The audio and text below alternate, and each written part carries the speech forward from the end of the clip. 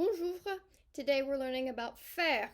Faire is the verb to do or to make, and it is used for many expressions, so it might not always translate as to do or to make, but you'll just look at the context and it'll be pretty self-explanatory. There are many cognates that are also used with faire.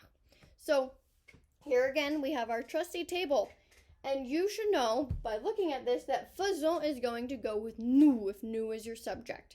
Doesn't mean you will always see nous. Sometimes you will see me and my friend, but that is the same thing as nous. So you pick the verb in this section.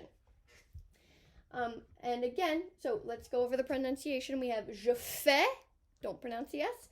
Tu fais, il fait, elle fait, on fait. Nous faisons, kind of sounds like fuzzy. Faisons. Vous faites. Don't pronounce the E and the S, it's not faites. Vous faites, kind of like vous êtes, you are. And ils font. And now you've seen a little bit of a pattern forming with ils ont, ils sont, and ils font. And it can mean to do or to make. So je fais could mean I make, I am making, I do make. Je fais could also mean I do, I am doing. But again, it's used with expressions a lot of the time.